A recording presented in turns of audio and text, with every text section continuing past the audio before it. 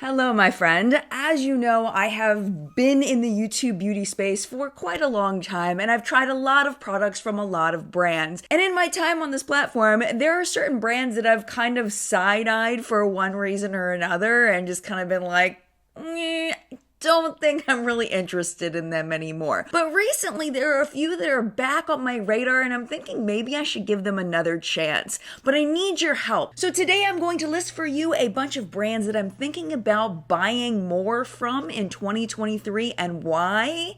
And I'd love to hear your thoughts. Am I on the right track? Hang tight. We're getting into it right now.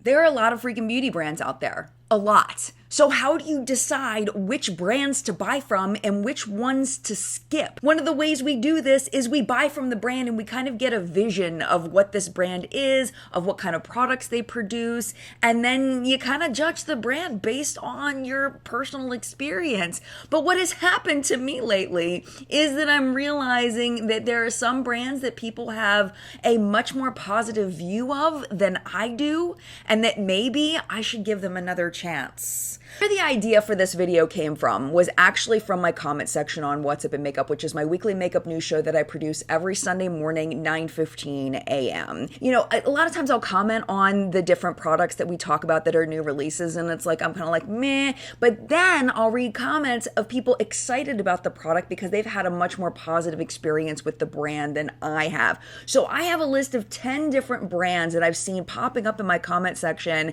that people seem to have a much more positive experience with the brand than I do, and maybe I should buy more products and kind of get a refresher. The first brand that I want to talk about is NYX. Now, NYX, this is in my brain the way I feel about NYX, is that they had some really standout products when I first started using them and some not so great products. I remember really loving the blushes. The NYX Glitter Glue was iconic. The NYX Butter Glosses, amazing. And then the more I tried from the brand, the more misses I was finding. The other thing that happened was that they started marking up the prices, especially on their eyeshadow palettes, to a point where I was like, this is not drugstore priced anymore. This is freaking annoying. I did not purchase those palettes, but what I was hearing from people in the comment section was that they weren't even that great a quality for how expensive they were. So I kind of put NYX on a shelf and was like, you know what? I'm just not interested in this brand anymore. But what I'm noticing is that a lot of people that are trying NYX recently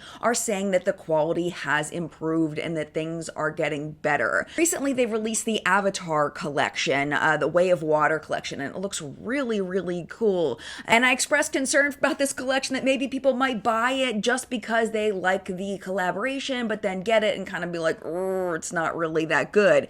It sounds like Makeup Revolution, really and truly. I don't know if I'm actually going to buy anything from that particular collection, but NYX definitely has my eye in 2023. The second brand is MAC. And here's the evolution of MAC in my brain, in that when I first started on this channel, MAC was the big place where people would buy from. It was like you were either a MAC person or a Sephora person.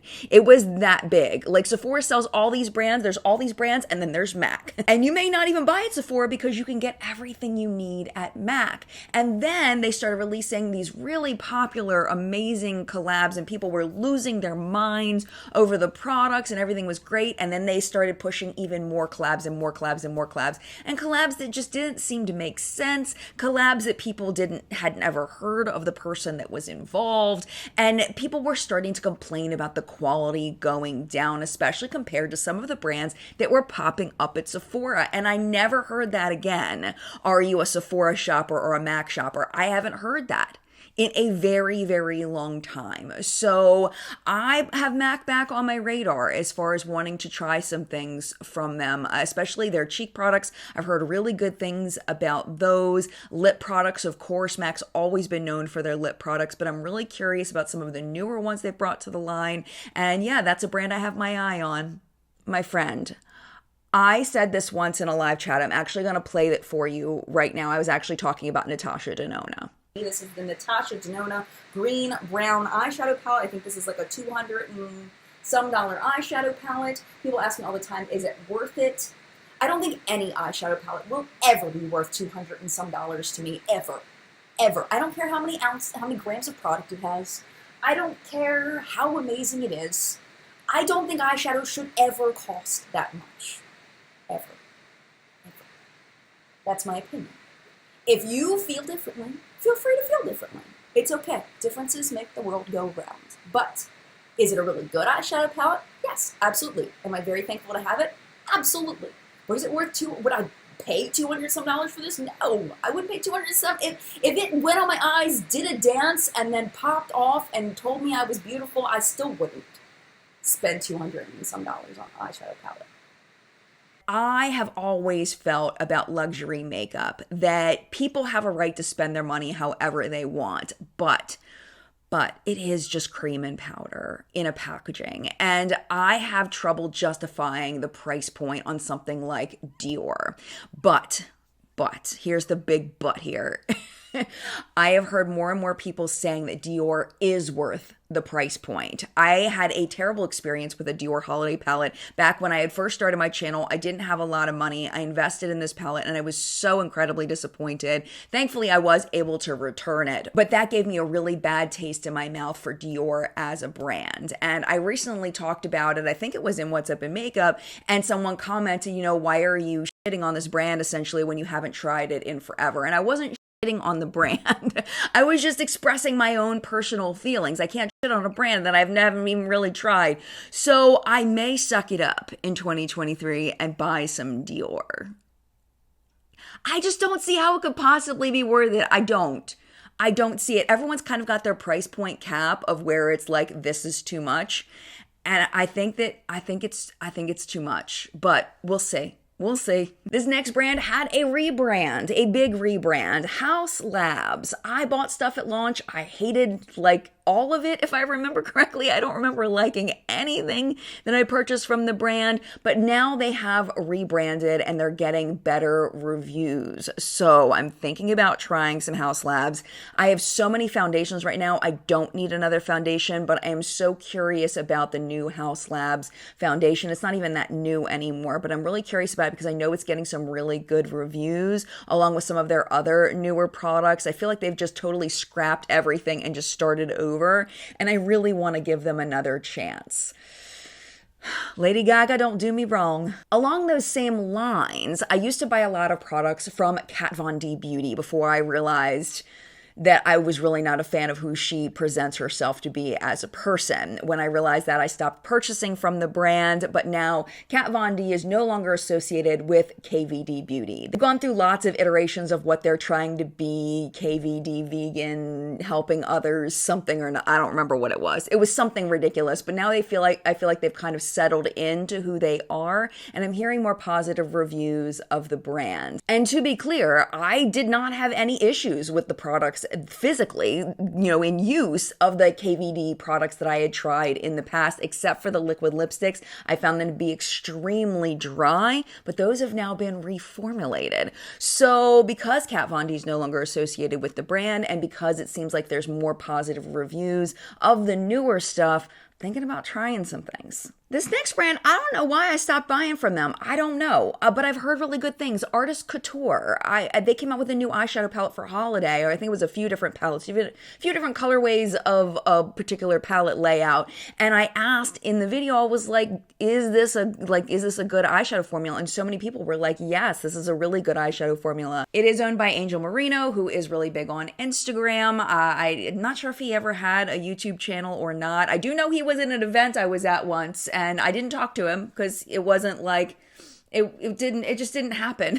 There was just no reason to bring up a conversation. I don't know, but I saw him in person once. I have no extremely positive or extremely negative feelings about the band, but I did try some of his products at launch. I believe they were in subscription boxes. I feel like they were in BoxyCharm, but I did purchase a couple of things when they launched just to try it out, and I really enjoyed the things that I had tried from his brand, and I just kind of stopped buying from them. So I think the price point was like, if I don't know and it doesn't really stand out to me as something different and unique that I really need to try, why am I going to invest in it? I think that was kind of where I left off with Artist Couture, but you all are inspiring me through your comments to give the brand another shot. The next brand is a skincare brand that I used to love, Drunk Elephant. I have that feeling about Drunk Elephant that I have like about Dior. Like, is it really worth the extra money? And I have found a couple of products like the Protini Polypeptide Cream. I really loved that. Found the Derma E one that they had sent to me in PR, and it was pretty much the same thing. And I think that was kind of the end of my relationship with Drunk Elephant. But recently I've heard more and more positive reviews about their newer skincare products. So I'm thinking they're probably the weakest link on this list as far as me wanting to purchase from them. I don't know. I just, it's the price point and me not being super excited about it. I'm just not sure, but y'all might be able to push me over the edge to try some of their newer stuff. The 8th brand I want to talk to you about is Melt Cosmetics, and it's your fault that I stopped buying from them. Maybe not you personally, but comments, because everything that I ever bought from Melt Cosmetics, I really loved. But then you all started commenting about it, how inconsistent the eyeshadow palette formula was. It's like, why am I going to buy this if people that I trust in my comment section are telling me that the formula is inconsistent? I don't want that. I don't want to deal with that. So I stopped buying from them. And now I'm kind of regretting it because they've had some really cute launches in 2022, and I kind of feel like I missed out on some of them. So I don't know. I'm thinking about maybe buying some Melt Cosmetics in 2023. You'll have to let me know whether you think I should or not, because I don't want to buy it if you don't care, because that's really my whole point in buying makeup at this point, is because you might care about a review for it. So let me know what you think about Melt. I'm kind of on the fence with that one. That's probably like second to last on my I need to buy more of. But I don't know. Is there anything from Melt Cosmetics that you feel like is like a must-have? Number 9 is Milk Makeup. I got some PR from them a while back, and I really enjoyed a lot of things, but I found that it was kind of like a 60-40 ratio of things that I really loved was at 60%, and then about 40% I was just kind of like, meh. Like, it wasn't bad. It wasn't bad makeup. It was just kind of meh. So, and it's again, a little bit pricier of a brand, so I didn't want to just throw stuff out there, and also it felt like y'all weren't really interested in Milk Makeup anymore, and I don't want to, like I said in the last one, I don't want to buy stuff if y'all aren't interested in it, So I'm really curious to watch the journey of Milk Makeup next year. And I hope that they end up pushing more to the forefront. I hope that they end up having some standout products, because I really did enjoy a lot of the products that I've tried from them in the past. And then finally, at number 10, I have no idea why I stopped buying products from this brand. I legit have no idea. Dominique Cosmetics. I have loved everything I've ever gotten from Dominique Cosmetics with my soul, and I don't know why I stopped buying from it. I really should get back into it. I think that what happened was in 2022, the launches were a lot more natural, a lot more typical. Nothing really stood out to make me want to purchase it. You all know that I have enough makeup for myself. I don't need to purchase anything for myself. Really, when I'm purchasing things, it's to give you information about what's good and what's not good. It's also to give me experience with different formulas so I have a basis for comparison, but I'm not buying makeup just to buy it because I'm collecting it anymore. But now I don't need to do that. I have plenty to maintain me for the rest of my life, or at least until it all goes bad. So when it comes down to it, with all 10 of these, it's going to depend on which brands you are most excited about, which launches you are most excited about, that'll kind of guide my purchases in 2023. But these are the brands I really have my eye on, and I'm curious if we are on the same page. So at this point, my friend, it is your turn in the collective brain of makeup awesomeness, where we help each other not to buy crap and help each other to really spend our money on things that are worth it. These are the things I'm considering for 2023, and I would love to hear you weigh in the comment section down below about what you think about those brands. Do you think I should invest in those for review for you for the channel? Like we all know, there's always something new coming out in the makeup space, but picking and choosing is sometimes really difficult. So please leave your thoughts down in the comments down below. Thank you so much for watching this video. I appreciate you. If you would like to hang out just a little bit longer and watch another video, YouTube should be recommending a couple of them for you right over here to watch, including one that I picked out special for you right down there. But if you do have to go, it is no problem at all. Thank you for hanging out as long as you did. And mad love to you, and I will see you in a video very soon. Bye!